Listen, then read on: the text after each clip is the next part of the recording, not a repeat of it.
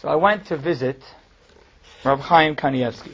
Rav Chaim Kanievsky is arguably the greatest gadol alive today, and undeniably the most knowledgeable man in Torah in the world. Okay? Since Chavaja passed away, there's no one who knows more Torah than him.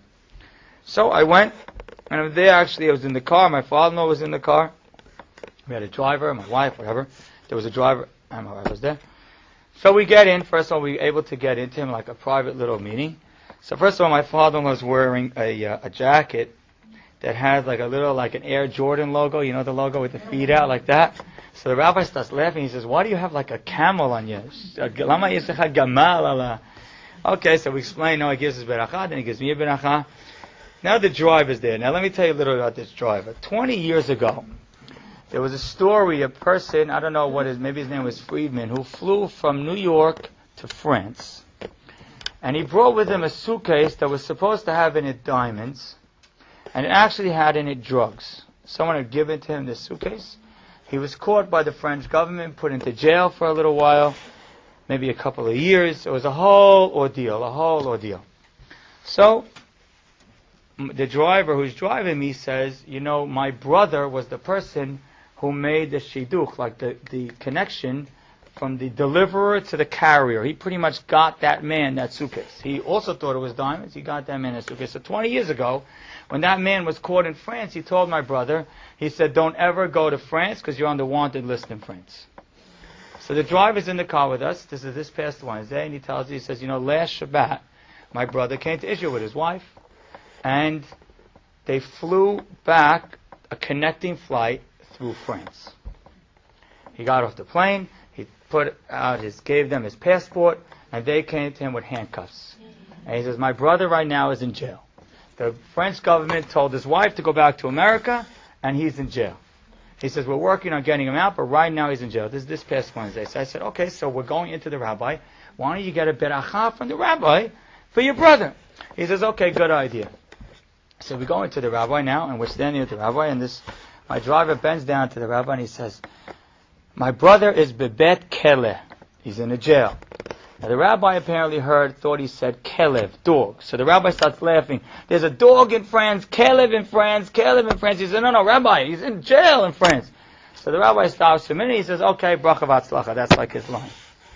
So I walk out and I said, the truth is, I'm very skeptical. You know, everyone, the rabbi, Ruach HaKodesh, sees the future, sees the past. He didn't even hear what you said. He's laughing about a kelev in France, a kelev in France. Like, come on.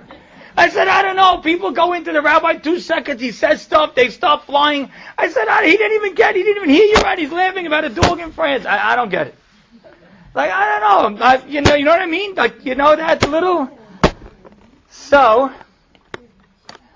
on Thursday, we went on Friday, he calls us up. He was supposed to drive us on Sunday. He says, I'm sorry I can't drive you guys on Sunday. My brother got out of jail that afternoon, but they're not letting him out of France. So he's been living in this person's house for the past few days, and so I figured I'm going to go to France and spend Shabbat with him.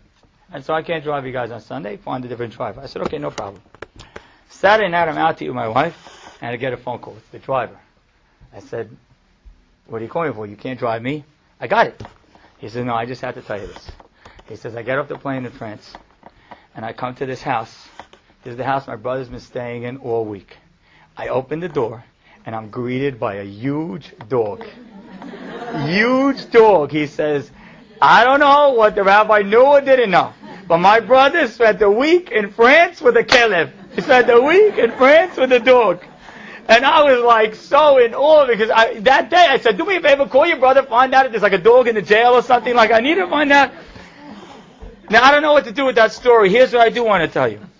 That story is not what makes Rav Chaim Kanievsky great. What makes him great is walking into his office. This is a man who knows the entire Torah. I'm not exaggerating. He has finished, every year he makes a siyum, not on Shas, on Kol HaTorah Kula. That means the entire Torah. The whole Shas, the whole Yerushalmi, the whole Tanakh, the whole Shulchan Aruch, all the commentators, the whole Torah, all the Midrashim, everything. Every year. And on a leap year, when there's an extra month, he writes a book. Every year is what he does. Okay? And we walked into his office, and he's by himself, and he has a simple Gemara open. And he's reading it line by line. He's saying to himself, this man is over 90 years old. And he's just reading Masechet Sanhedrin Daf Lamed Gimal Amud Bet like he's 12 years old. Because you know how he's able to do that?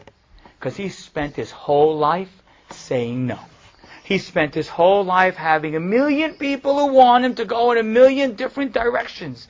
But that's not how greatness is achieved, by going in all those directions. Greatness is achieved is knowing the direction you need to go on and stay laser focused on it. And this means, even though I can't tell you how many people would love to have a meeting with him. I can't tell you how, if he says one word, half of Israel jumps. I can't tell you how many pictures they have of him across the country and across the Jewish world. And he's sitting and reading his Gemara like he has not a care in the world. Because he knows how to identify his nut. You want to achieve a powerful life. First, recognize you have categories in your life, and in each category you need to have a goal and a vision and a purpose. That was a couple of weeks ago. And then you need to really identify the purpose. Take everything that's happening around you, your strengths, your weaknesses, and your circumstances, and identify that purpose. But all those things are nice. That's what Abraham Avinu gave us, and it's great.